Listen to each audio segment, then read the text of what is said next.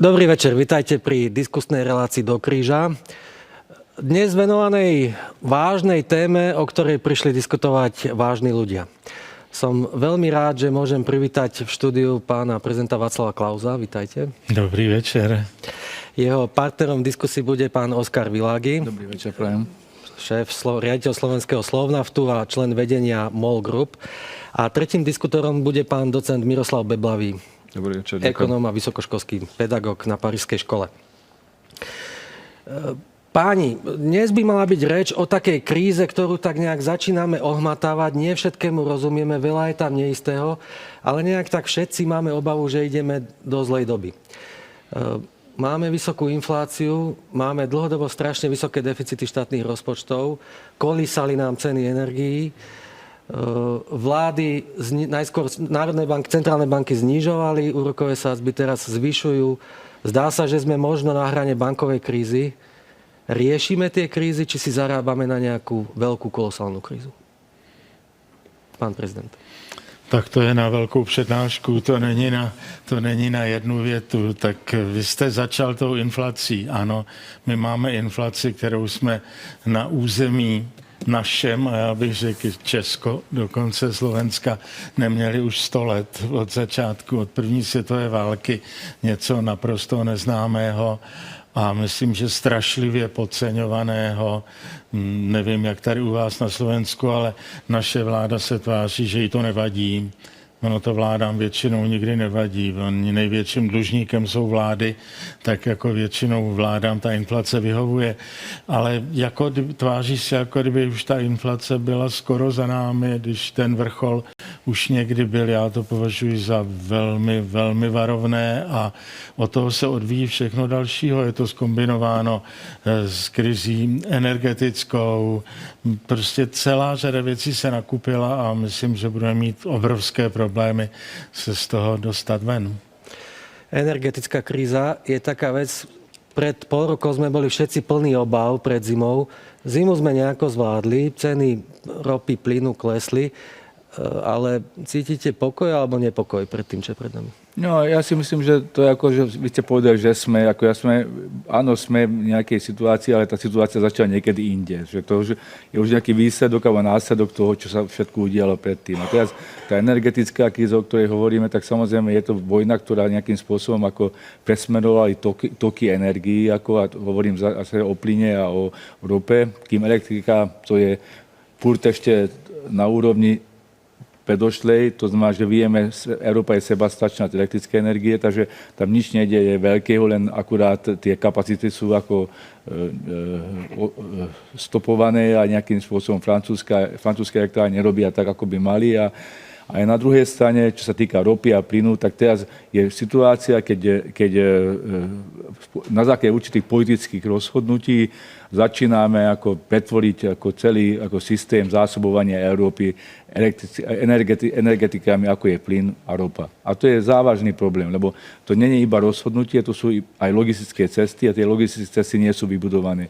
Takže teraz ja to vnímam skoro tak, že sú politické rozhodnutia, ktorí potom majú nejaký následok, ale ten následok sa už nerieši, alebo na to není čas, alebo nikto sa o to nestará.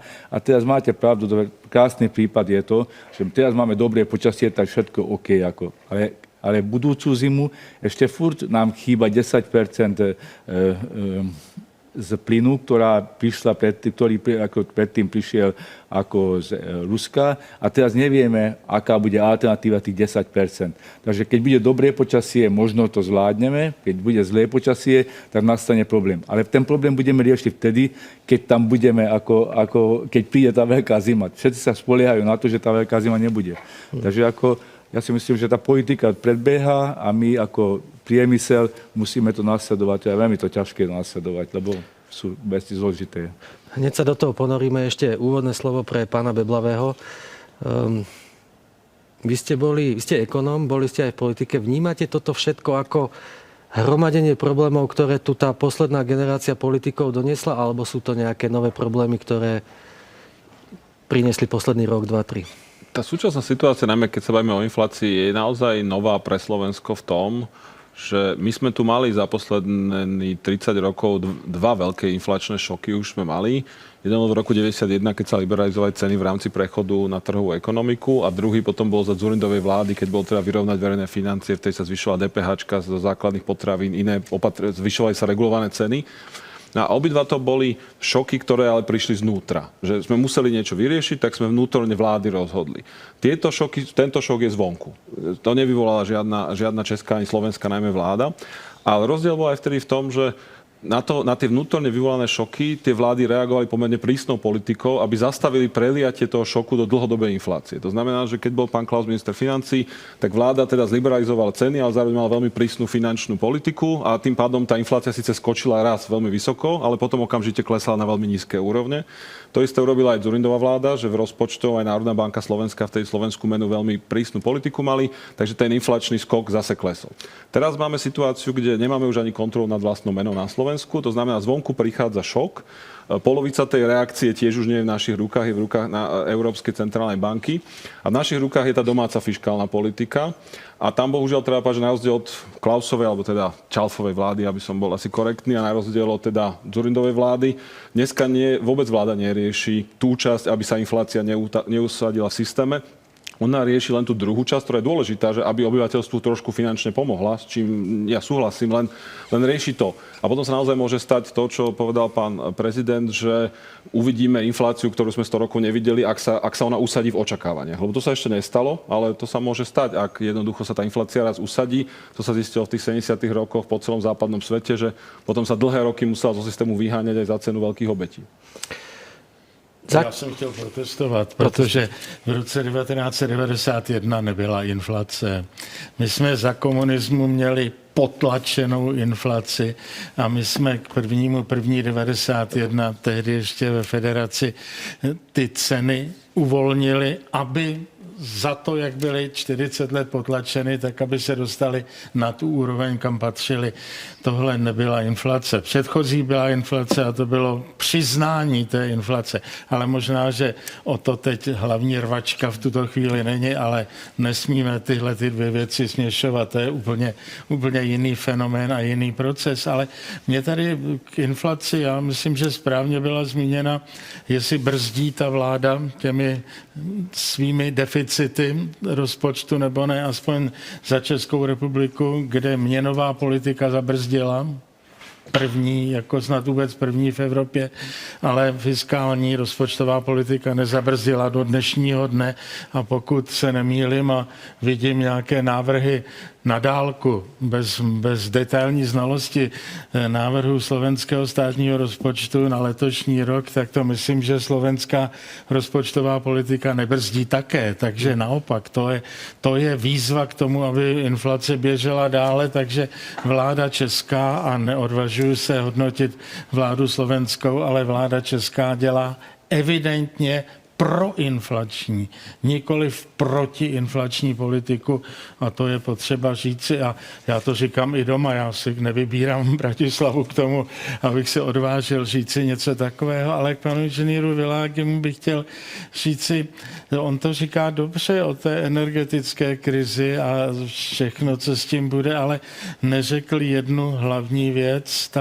ta energetická krize přeci nespadla z nebe, tu udělali lidé a udělali to lidé svou absurdní, šílenou, nesmyslnou zelenou politikou a Green Dealem Evropské unie. Já nevím, jestli na Slovensku se tohle slovo smí nebo nesmí říct, ale my ho v Čechách říkáme dost nahlas, i když se hloupě k té politice přidáváme, ale ta politika zelená prostě zavinila tuto šílenou, zbytečnou, naprosto nenutnou energetickou krizi a tohle to bychom si měli v takovémhle pořadu říkat nahlas. Na toto bez problémov, ale na toto vám každý predstaviteľ establishmentu povie, že iste, ale je tu vojna. Čo z tých problémov je naozaj priamym dôsledkom vojny a čo sú iné zdroje? Že dá sa to tak rozdeliť? Pri energiách to platí asi... No ne, ale timing musíme rozdělit, ne? Tak energetická krize začala dávno před 24. únorem 2022. To prvé rozhodnutie, že politika zasahovala do energetiky, bolo rozhodnutie Nemcov, ktorí povedali, že zastavia ako jadrové elektrárne a že idú robiť nový systém ako energetické politiky. A tým sa to začalo. A vtedy to bolo rozhodnutie politické, ktoré nejakým spôsobom nechcelo počúvať, čo hovorí na to priemysel, ako sú reálne možnosti naplnenia tejto politiky. A odtedy tá celá Európa není v balanse, ale trošku je to posunutá. Posunutá smerom Nemecku, ako aj smerom v západnej Európe. A teraz tá vojna ešte to prehlbila, lebo ešte sme to odrezali aj tú druhú časť, odkiaľ prišli tie energie a povedali sme, že to nechceme. Takže my sme vytvorili politickými rozhodnutiami systém, ktorý momentálne, ja si myslím, že ako keď povieme, že funkčný je systém vtedy, keď celá Európa je zásobovaná elektrickou energiou, plynom a ropu a vie žiť ako normálnym životom, tak tento systém momentálne nastal. Tie rozhodnutia zapríčinili, že Európa nemôže byť ako funkčná, lebo nemá dostatok energií. A to je pravda teraz. Vy to považujete tie rozhodnutia tých európskych aj našich vlád za neracionálne, za chybné? Ja si myslím, že bez nejakých hlbších analýz je to doba, keď politici dokážu rozhodnúť bez toho, aby počítali s tým, aké sú následky. Ja si myslím, že aj dialóg medzi priemyslom a politikom je úplne iná, ako bolo predtým, lebo teraz politikom prekáža, že priemysel chce hovoriť detaily, chce hovoriť o tom, ako bude to všetko naplnené a oni nechcú to počúvať, lebo to je príliš zložité. Lepšie rozhodnúť a potom nechať to tak a nejak to bude. A keď bude, tak budeme lepšie komunikovať, ale ten svet nefunguje bohužiaľ takto. Vy ste boli dlho v politike, reprezentujete taký, by som povedal, politický prúd, ktorý tie veľké zmeny energetické a tak akceptoval, podporoval v rôznej miere. Čo hovoríte na tú kritiku? Tak myslím si, že energetika a mnoho ďalších vecí. Energetika má tú vlastnosť, že tá matéria vás nepustí. Teda treba ju v každej chvíli vyrobiť, treba ju v každej chvíli ľuďom dodať, či v podobe benzínu, či v podobe elektriny. To znamená, že akýkoľvek politik, ktorý tam chce niečo meniť, musí mať aj reálnu cestu k tej zmene. Že není to také, že rozhodneme. A ja v tom súhlasím často, že s pánom Világim v tom, že každý politik musí identifikovať, čo je najväčšie ohrozenie, čo je najväčší problém a ktorý chce riešiť za cenu kompromisov v iných oblastiach. Lebo nikto na svete nevie nerobiť kompromisy v ničom. A problém naozaj trošku bol v tom, že ak považujem za najväčšiu hrozbu klimatickú zmenu a je potrebné prejsť na bezuhlíkovú ekonomiku, tak naozaj v európskych podmienkach je trošku fantázia dlhodobo povedať, že a zároveň môžeme ešte zavrieť aj jadrovú elektrínu. Proste potom naozaj tie čísla nemôžu takmer výjsť. Nejakých, by som povedal, veľmi optimistických scenárov všelikomu vychádzajú, ale v realite podľa mňa tiež v tom súhlasím, že nevychádzajú. A ja si teda myslím, viete, bývalý britský premiér Johnson je známy tým, že keď sa ho pýtali na náklady Brexitu, že či je teda z jedného tabla, z druhého, že on je z oboch, on je aj z toho, čo chce, teda ten koláč je aj ten, čo si ho chce nechať. Tak trošku európski politici sa podľa mňa chovali v tomto minulosti ako Boris Johnson, že tí, čo teraz slúbili ekológom aj zavretie jadra v mnohých krajinách, nevšade, však sa vo Francúzsku aj nie, ale napríklad v Nemecku, a zároveň slúbili, že teda aj urobia bezuhlíkovú ekonomiku a neochota vybrať si podľa mňa medzi týmito dvoma vecami významne prispieva aj trošku k tým veciam, o ktorých hovorí pán Világi. Ale ja myslím, že tá kritika je hlbšia, že tá kritika smeruje k tej zelenej politike nie len teda obmedzovanie jadra a aj k tým trasám toho plynu. Teraz, čo myslíte konkrétne? Akože Nord Stream? Alebo... Áno, ja si myslím, že momentálne nastala situácia, pokiaľ povieme, že ako vieme zásobať Európu budúcu ako zimu, tak povieme, že chýba 10%, lebo to není vyriešené. Ale to nikto nehovorí. A 10% je veľa. A teraz by som povedal príklad toho Nemecka. Nemecko povedal, nebudeme mať jadro. Dneska, aké Nemecko vidíme? Vidíme také Nemecko, ktoré za posledné 2 roky vyrába ako elektrickú energiu z uhlia. S tými hovorili, že budeme Green Deal a teraz je 17% robí ako energia, ktorá sa vyrába z vetra a zo slnka. A ostatné sú plyn, čiastočne, druhá časť je veľká je uhlie a takto vyzerá Nemecko. A potom, kde je ten Green Deal v Nemecku, pokiaľ sa vyrába ako z uhlia a množstvo elektrickej energie, ktoré sa vyrába uhlia, narastá rok čo rok v Nemecku. Ale hovorí, že oni sú zelení. Ale já si myslím, že nejde o to, abychom my tady teď řešili, jestli má být více plynu nebo více toho či onoho, ale je to přeci fenomén daleko obecnější a daleko zásadnější. My, kteří jsme někteří prožili komunismus, já o trošku déle než pan Világi, tady dva pánové skoro ještě nebyli na světě v tu dobu, tak my víme, že když my ekonomové jsme nemohli přežít, co se za nesmysly v tom komunismu děje, tak jsme říkali, přišli jsme na to, že to má zásadní příčinu danou tím, že politika, to věta kanonická, politika předbíhá ekonomiku. Politika dělá řešení, aniž by brala v úvahu ekonomické možnosti, důsledky, následky. To byla definice komunismu. Mysleli jsme, že když se provedl 17. listopad, že už tyto nedostatky nebo tyto nesmysly zmizí, ale my jsme se znova dostali do fáze, kdy politika předbíhá ekonomiku. To, že káže zelená ideologie západní Evropy, že káže nesmysly o uhlíku, pane docente, já musím říci velmi rezolutně, že je to prostě nesmysl. Člověk nespůsobuje to, co se děje s emisemi CO2, že by to zvyšovalo teplotu, ale dobrý. I kdyby to náhodou tak bylo, tak přesto mohu udělat nějaký zásah, když vím, jaké to má ekonomické důsledky, a když nevím, dělám to bez ekonomických důsledků, tak skáču do neznáma. To je jako když skáčete a někam nevíte, co je na tom místě, kam dopadáte. Takže my jsme vinni. My tady lidé v Evropě a zejména někteří jsou tím vinni. Určite chcete reagovať na...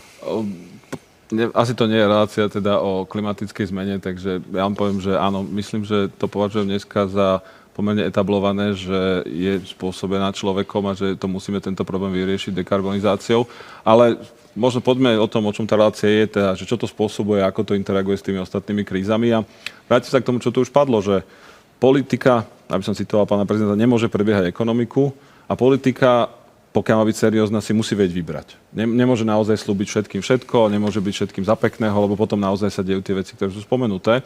Z tohto pohľadu je to otázka priorít a priority môže mať každý iný. Z môjho pohľadu si Európa plus minus vybrá správne priority na tej top úrovni, ale nie vždy ich dodržiava na tej implementačnej úrovni. Tie top priority na tej... Čo to znamená? Veľmi stručne poviem. Tá prvá je teda dekarbonizácia, že to musí byť cieľ nezatvárať jadrové elektrárne, nie odstrihávať iné energetické zdroje, ale naozaj dostať Európu na udržateľnú cestu k dekarbonizácii.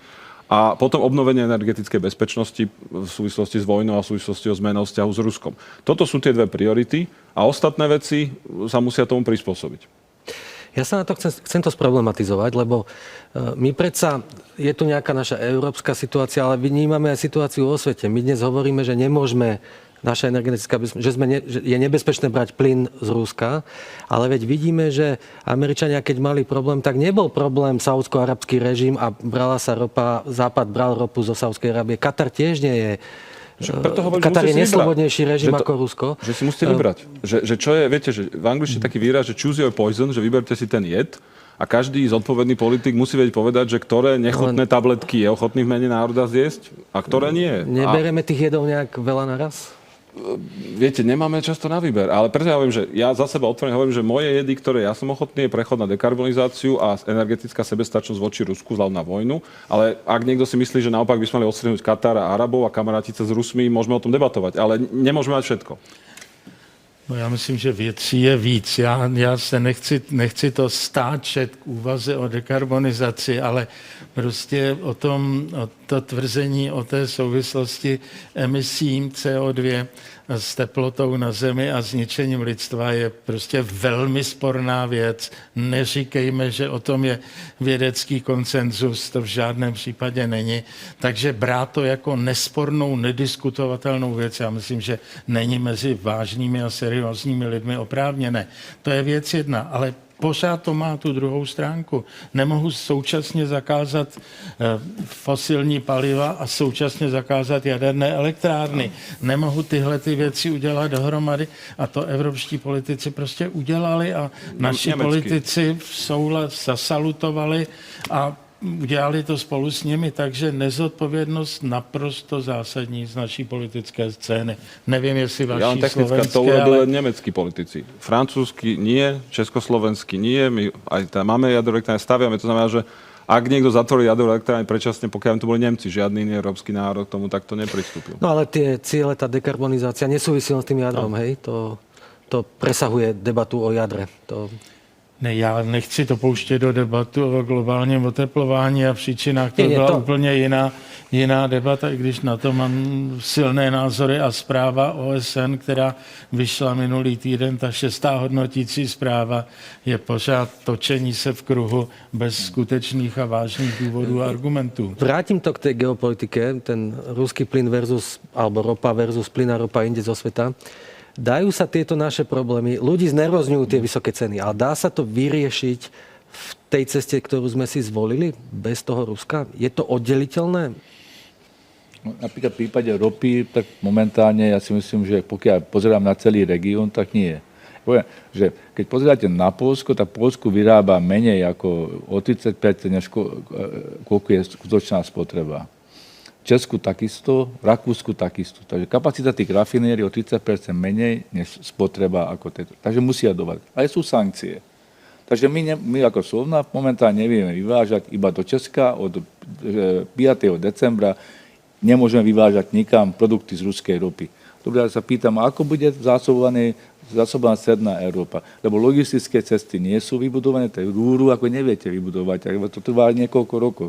A akým spôsobom bude tento kolaps, ktorý nastane s tým, že je menej ako výrobkov, než je spotreba, ako sa to dorieši, pokiaľ nebudeme môcť zásobovať iných častí ako Európy. A z ktorých častí budeme zásobovať s tými produktami strednú Európu? A keď nastane jeden problém s rafinériou, a ten rafinéria je normálna vec, že rafinéria môže byť technický problém, môže byť odstávke a môže byť aj riadne. Ako budeme to riešiť?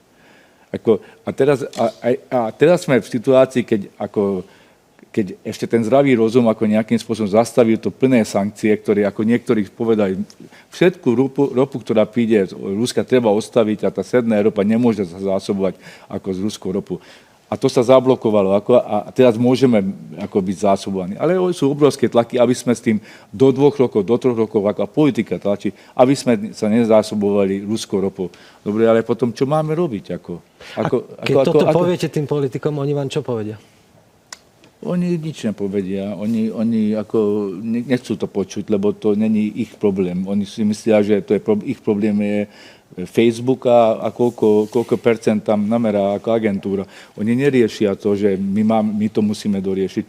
Tie sankcie nastali a teraz robíme niekoľko veľké týmy, robia v týchto firmách, aby sa to nejakým spôsobom doriešilo. Ale politici sa nepýtajú, že ako sa máme. To ich nezaujíma. Čo si o tom myslíte? Keď to... Ja sa priznám, že ja teda poznám situáciu Slovnafte len z toho, čo Slovnaft hovorí do médií. Nie sme s pánom generálnym riaditeľom v takom vzťahu, aby sme sa osobne rozprávali. Ja som z tých verejných vyhlásení, pán generálny, vždy chápal tak, že práve vy potrebujete to prechodné obdobie, aby ste jednak aj technologicky mohli zmeniť, aby ste vedeli spracovať aj tú inú ropu. A samozrejme je potrebné vyriešiť aj tie cesty, či je to teda cez jadra a tak ďalej. Takže ja som chápal, že bude to náročné, potrvá to niekoľko rokov, preto ste nesúhlasili aj s tými okamžitými sankciami, ale že v tom strednodobom horizonte je to riešiteľné. Tak som to ja bral. A z hľadiska, viete, toho, čo sa stalo, čo sme videli aj počas vojny, nie je to, a čo sme videli napríklad aj v minulosti zo strany Ruska, tak je používanie surovín ako geopolitickej zbrane a to znamená, že je v našom vlastnom bytostnom záujme, aby sa nám to nestalo. Po tej plynovej kríze pred 14 rokmi sa začali meniť veci, preto nás aj teraz Putin nechytil až tak s nohavicami dole, ako sa možno spoliehal, lebo po 2009 sa dosť veľa vecí udialo z hľadiska tých rúr a všetkého, čo chvíľu trvá. No, takže myslím, že v tom plyne nie sme ešte úplne tam, kde by sme chceli byť, ale už to nie je ďaleko. A teraz nás čaká tá túla v rope. Ale tak chcem sa spýtať, pán generálny, že je to teda riešiteľné v horizonte tých 3 rokov, alebo nie? Lebo to som nie celkom pochopil.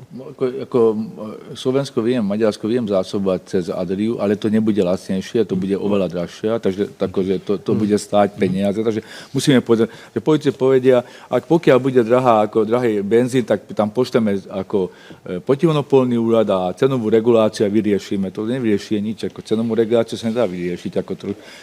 Ale poviem, že napríklad Česko má obrovský problém, lebo Česko nemôže byť zásobovaný cez Adriu, lebo tam není dostatok kapacít. A ten tál není na to momentálne schopný. Oni musia vybudovať ten tál. Neviem, či sa im to podarí, či Česko bude môcť byť zásobovaný ako cez tál, ako v dostatočnej miere, a ešte furt, keď áno, tak ešte furt im bude chýbať 30% tej produkcie, lebo Česko žilo tak, že Slovnaft dodáva tam ako ropu. Pokiaľ my to nebudeme dodávať, alebo nevieme z rôznych dôvodov, tak potom to Česko bude krátke. Nie, že nestačí tá ropa, ktorá teraz ide cez stál, ale ešte nestačí, keby to bolo plné výške zásobovanie cez stál, čo momentálne je možné, ale nebude Česko mať dostatok produktov. Toto česká politika rieši? Já myslím, že tady zaznívá správně jedna věc. Možné to je, ale za jakou cenu a za jaké náklady. Samozřejmě můžeme ropu dovést z celého světa, ale bude to stát neskonale více, než to stojí dnes. A když to bude stát neskonale více, tak ceny poletí nahoru. Ceny poletí nahoru, nebude udržitelná vůbec životní úroveň většiny lidí, dojde k prudkému poklesu ekonomiky a tak dále. Takže možné to samozřejmě je a už se to v dějinách určitě stalo a nebudeme poprvé v dějinách, když to uděláme. Jde o to, jestli je to rozumné. To je racionální otázka, takže možné to určitě je a já myslím, že i tu otázku, že Rusko používá plyn jako jako zbraň, nebo jak to bylo tady řečeno.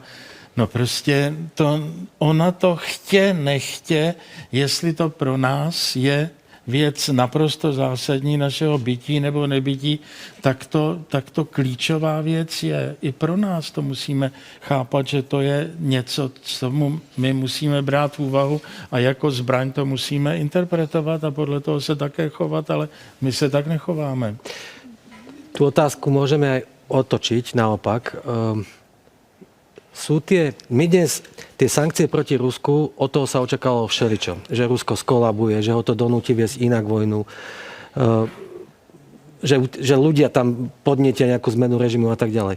Dnes de facto zostal posledný argument na strane tých sankcií a to je argument morálny.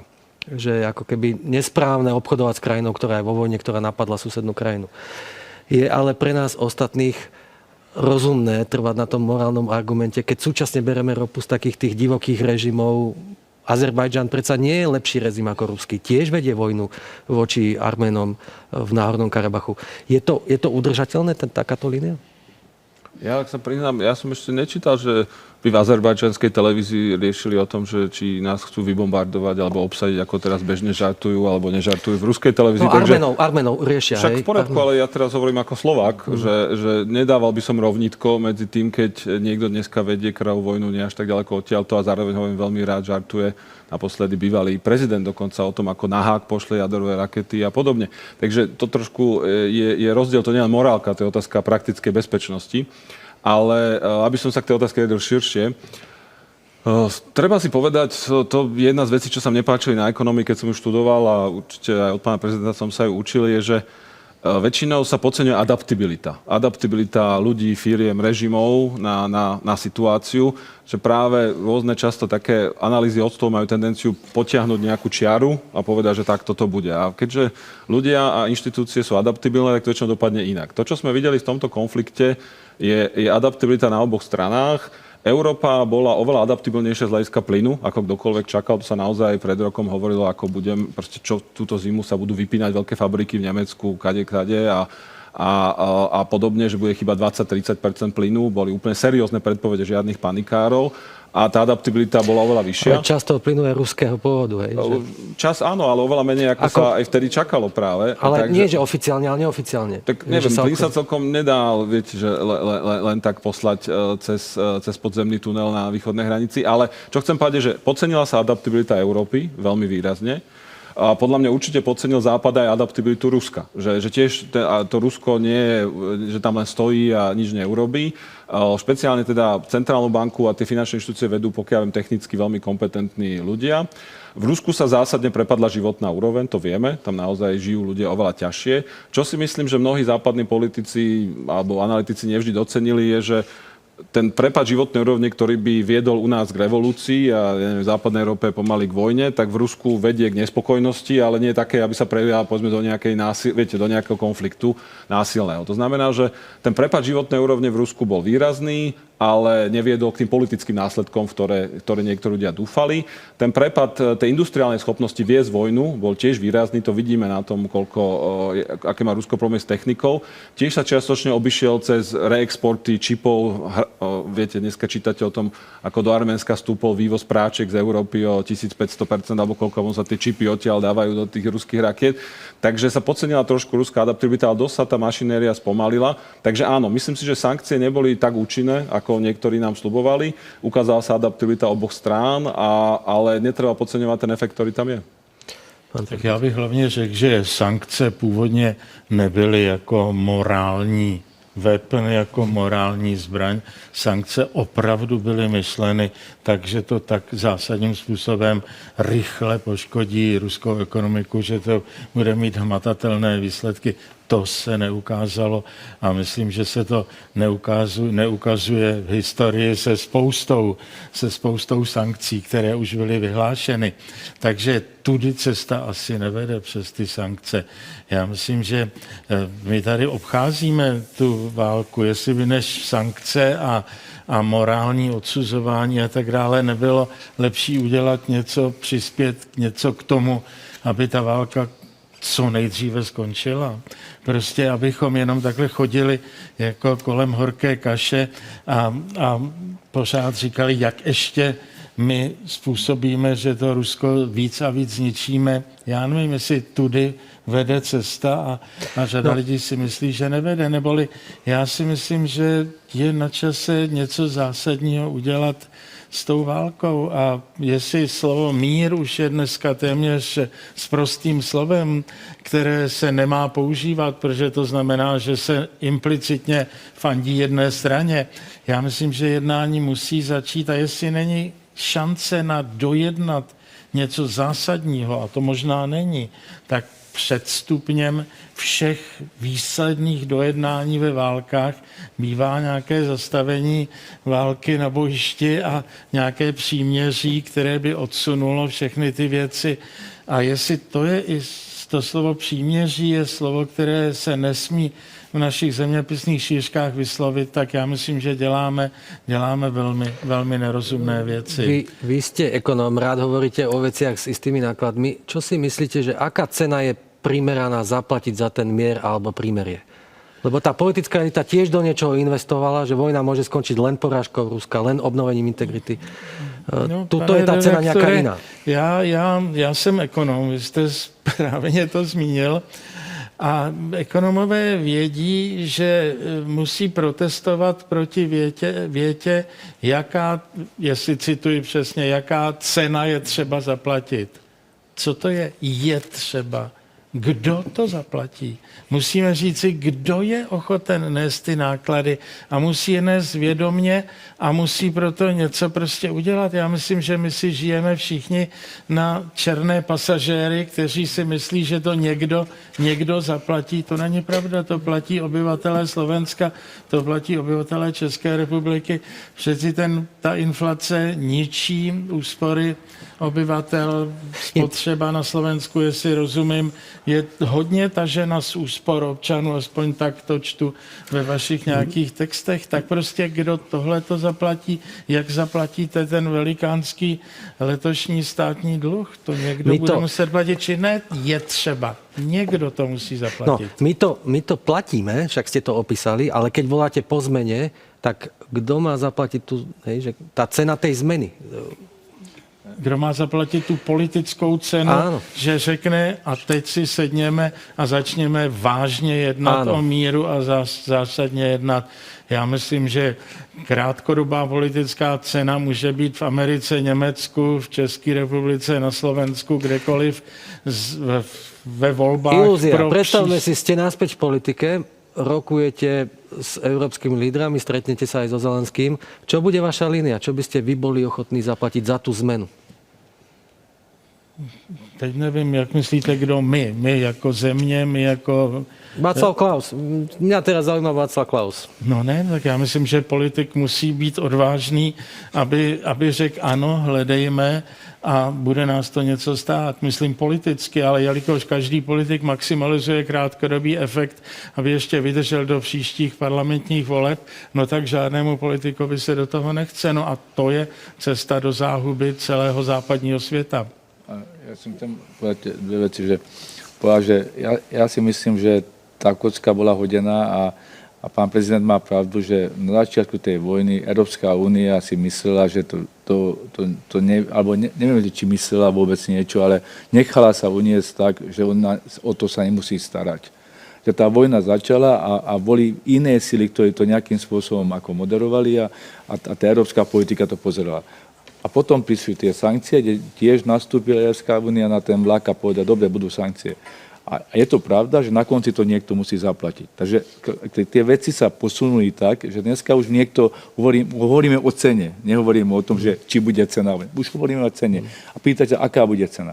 A druhá vec, nemyslím si, že sa to dá už teraz navrátiť do pôvodného stavu. Že to nie je pravda, že pôvodný stav nebude. Musíme žiť s tým, že ten svet sa skončil a že bude iný svet. A otázka, či Európska únia je na to pripravená. A kto zaplatí politickú cenu za to? Viete, keď začala migrácia, že tí politici, ktorí povedali, že migrantov treba prijať do Európskej únie, lebo je to OK a že to všetko v poriadku, tak pozrite potom volebné výsledky ako v nasledujúcich voľbách, ani jeden nevyhral. Ani jeden nevyhral voľby. Lebo ľudia povedia niečo iné, než hovoria politici. A politici nehovoria preto, lebo oni si myslia, vidia iný svet. Oni sedia v inom kine. Nie, oni sedia v tom istom kine. Ale nechcú pozerať ten film, lebo vedia, že oni ten film ako na nich veľmi pôsobí a veľmi na nich tlačí a nevedia to vyriešiť. Ako som hovoril, že na otázku, kto bude vyriešiť problematiku, nikto, politikov, nikto sa o to neprihlási.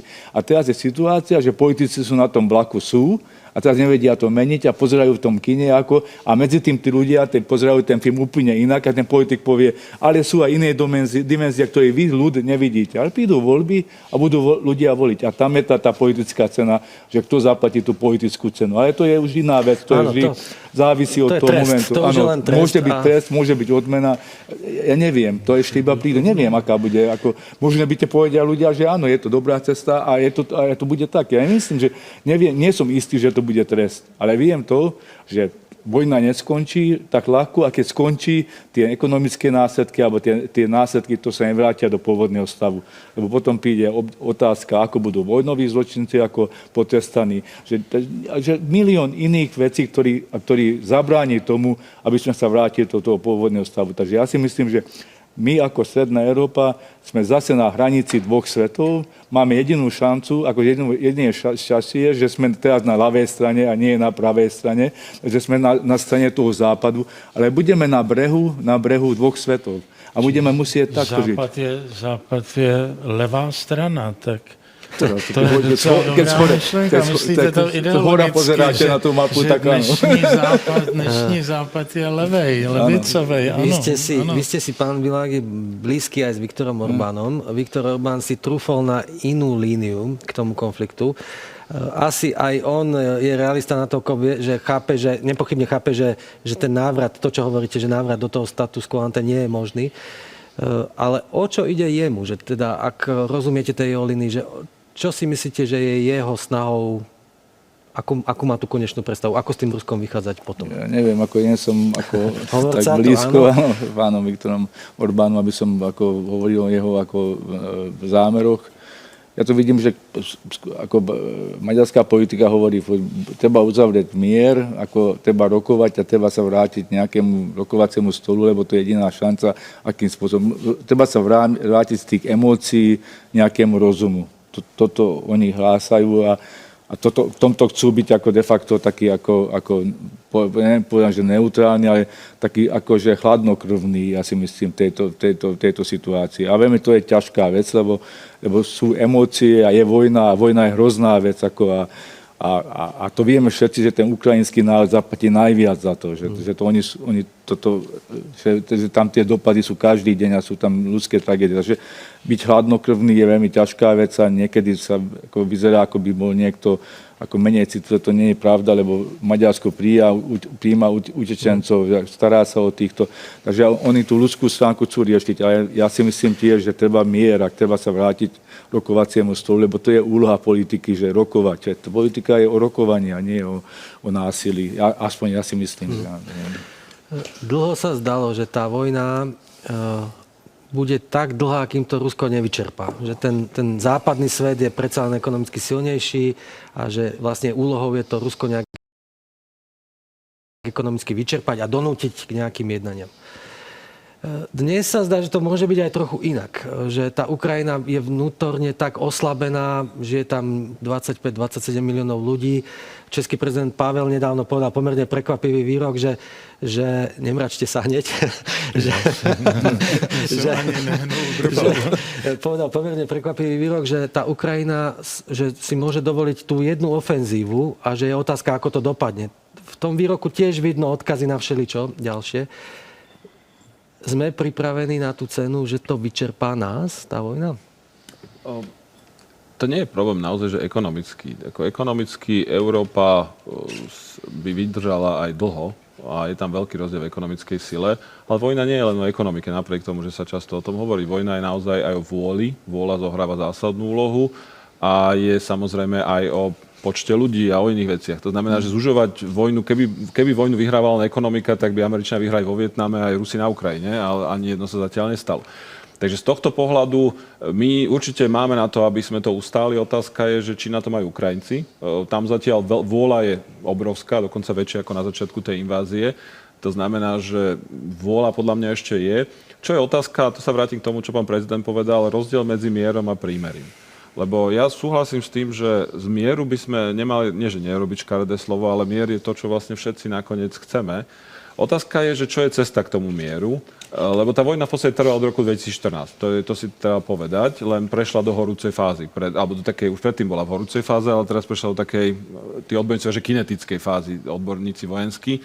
A myslím si, že to posledné, čo chceme, je, aby sa to teraz nejakým spôsobom zase zastavilo a potom sa to zase obnovalo a žili sme v tomto svete ďalších 15-20 rokov. Vidíme to na príklade, povedzme, Izraela, ktorý je v niečom v podobnej situácii, nie úplne samozrejme, že sú krajiny, s ktorými má mier, dlhodobý a stabilný, ako je Egypt, ako je Jordán, a potom sú krajiny, ako je, povedzme, Sýria, z ktorej vo vojnovom stave doteraz, aj keď je to také do určitej miery zmrazené, a potom je Libanon, kde raz sa niečo deje, zase sa niečo nedeje, strieľajú sa rakety. No a to, čo podľa mňa potrebujeme mier, teda mier toho typu, aký má Izrael s Egyptom. Oni nie sú kamaráti s Egypťanmi dodnes. Keď som tam bol pred niekoľkými rokmi, je tam stále plot a proste to nie je kamarátsky vzťah, ale je to relatívne trvalý. Nikto nevie, čo trvá, ale povedzme dlhodobý mier. Trvá už od 80. roku a všetci veria, že bude trvať ešte veľmi dlho. Takže to je moja otázka, čo k tomu vedie. A myslím si, že o tom by sme... Lebo Ukrajinci nie sú zatiaľ ochotní akceptovať nič len 100%. Hej? Ja by som povedal takto, že boli by hlúpi, keby dnes verejne hovorili jednak čokoľvek iné, aj z vnútropolitických, aj z zahranično-politických dôvodov. Takže ja, keby Zelenský dneska mi zavolal, tak mu určite neradím, aby hovoril niečo iné. A druhá vec je to, že naozaj vojensky sa ešte nepovedalo posledné slovo a to vojenstvo má nakoniec na tom poli významnú úlohu. To znamená, že pokiaľ oni budú mať úspešnú ofenzívu teraz, budú úplne inými kartami vedieť hrať, ako keď ich zastavia Rusi po 5 kilometroch. To znamená, že preto ja ani nechcem dneska podľa mňa predstavovať nejaký plán. Je hlúposť. Preto naozaj musíme počkať, kým sa to ešte trošku vyvrbí a potom naozaj nech sa aj rokuje, len nech sa rokuje tak, aby sa došlo k mieru, nie k prímeriu. Pretože inak môžeme naozaj byť v tej situácii o 2-3 roky znovu a čo z toho budeme mať akorát stres. Niekto by vedel napísať, že za akých podmienok by mohlo nastať mier. Ja neviem napísať teraz. A ktorý by bol akceptovateľný pre tie... Ten Naftali Bennett preto veľa urobil izraelský premiér. Že to je otázka, že či môže Zelenský si dovoliť ako dopracovať sa tomu mieru. Ja neviem si predstaviť, lebo bez kompromisov ako asi to by ten nemá nastať. Nejaké kompromisy musia byť a neviem, či teraz politika tá súčasná na Ukrajine ako vie prežiť to prímerie alebo ten mier, pokiaľ sa uzavrie, ako lebo... Prímerie možno nie, mier by asi, ale musel by samozrejme ho vysvetliť. Preto, viete, ak nemá byť znovu mnichov, ak nemajú byť tie udalosti, ktoré my sme zažili v našej histórii, tak nemôžeme samozrejme nikdy rozhodovať o nich bez nich. Takže nakoniec tá ukrajinský štát som zohrá zásadnú úlohu a samozrejme aj zvyšok sveta do toho môže hovoriť. Len ja čo som chcel preto povedať, že bojujme za mier, aby som použil trošku socialistický jazyk, sa ospravedlňujem pánovi prezidentovi, ale za ten skutočný trvalý mier. A v tomto sa naozaj poučme, lebo takisto máte, ja neviem, India, Pakistán a niektoré ďalšie svetové precedensy, kde vidíme, že ktoré typy prímeria vedú k nejakému stabilizácii a ktoré naopak vedú k tomu, že si len v podstate všetci oddychnú, viete, jak v rohu v boxe sa napijú a o chvíľu sú zase v sebe. A to by som povedal, že to by sme nemali dopustiť. No, tak my jsme tady řekli, že slovo mír máme vůbec přijmout jako legitimní slovo, o kterém by se mělo mluvit. Já myslím, že to je cenný výsledek. Padlo tady další takové slovo, které lidsteří nenávidí, a to je kompromis. Že prostě se nedá vyhrát 10-0, snad každý rozumný člověk ví, nějaký kompromis musí nastat. No ale k tomu kompromisu někdo musí dát impuls, někdo se k němu musí odhodlat a já myslím, že tady zatím nepadla věc podle mého názoru podstatná, i když asi implicitně známá a jasná. Prostě nejde až tak o mír mezi dvěma válčícími stranami, čili mezi Ruskou federací a Ukrajinou. My všichni víme, že to je de facto válka Západu a zejména Spojených států s Ruskem. A Ukrajina je chudák, oběť tohodletoho a stala se kolečkem uvnitř tohodletoho. Takže v tu chvíli je naprosto jasné, že nebude stačit, aby se Zelenský potkal s Putinem. Tudy cesta určitě nevede a to je, já myslím, jasné každému. Takže hledejme ten mír na o kousek vyšší úrovni, kompromis na o kousek vyšší úrovni, jedině tudy vede nějaká cesta. Na to, aby jsme kreslili mapy anebo doporučovali, kdo má odkud kam ustoupit, to já myslím, že nikdo z nás nemá sebe menší aspiraci a nemáme nárok na to ani v žádném případě. Jedna veta a potom otázka kratučka pre všetkých. Ja chcem povedať, že tak ako speciálne Spojené štáty mali vždy zásadnú úlohu aj sovietský zväz predtým v izraelsko-arabských vojnách, ale nikto neveril, že je to sovietsko-americká vojna. Bola to izraelsko-arabské vojny s účasťou veľmocí. Tak aj toto je ukrajinsko-ruská vojna. Samozrejme, že je tam účasť aj ďalších veľmocí v pozadí, ale je to ukrajinsko-ruská vojna a tie strany majú aj rozhodujúci vplyv nakoniec. Máme 3 minúty do konca. My sme začali tými vysokými cenami, infláciou a tak ďalej. Chcem to vrátiť k tomu, čo tých ľudí vlastne trápi najviac. V tej mape, ktorú sme si tu nakreslili, vidíme, že ten nejaký blahobyt alebo prosperita týchto našich území dopláca na tú vojnu, dopláca aj na tie ideológie zo západu. Je šanca, že my sme tu za posledných 20-30 rokov zažívali nejaký pozitívny vývoj. Je šanca podľa vás, že sa k tomu vrátime, alebo sú tie problémy toho sveta okolo tak veľké, že sa v tom budeme moriť?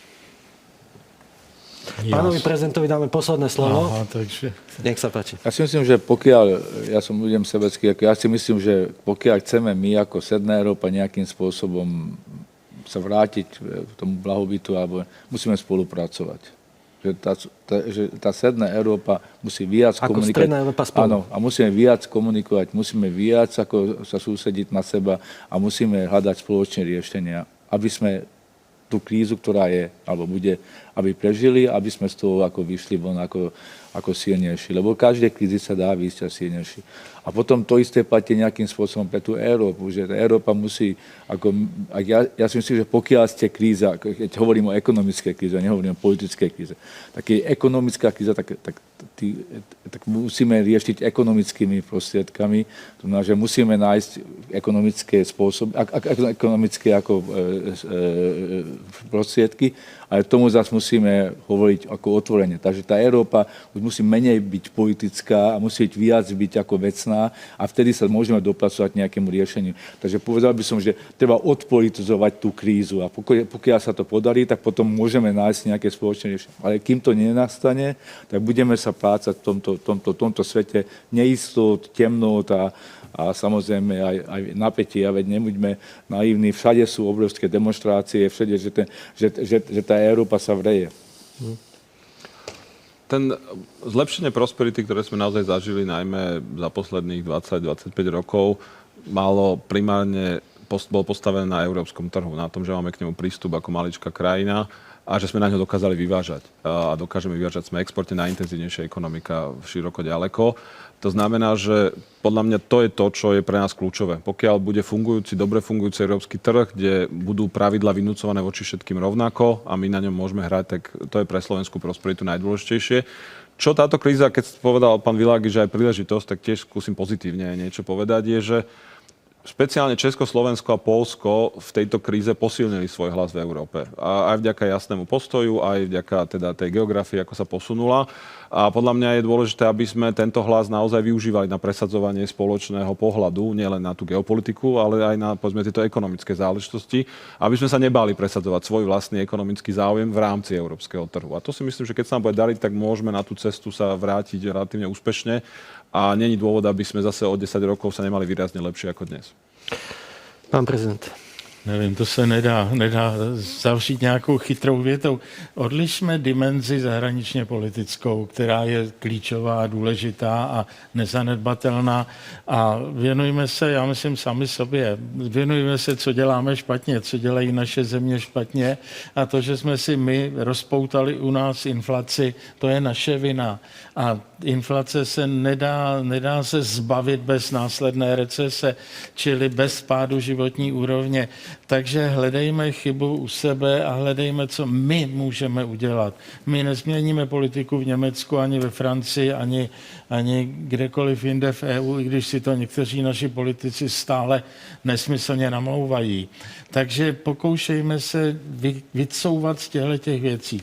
Nakolik můžeme přispět k racionálnímu vyřešení té ukrajinské krize, kéž bychom něčeho takového byli schopni, ale ten problém, který my máme, musíme racionálně řešit a kéž by se ty 4 země, já bych skoro už řekl bývalé Vyšehradské 4, mohly dát dohromady, nebojovala jedna proti druhé, jak je to bohužel situací v dnešní době, že tento hlas byl v jednu chvíli v té migrační krizi v Evropě silný a my jsme cítili, že hrajeme nějakou roli.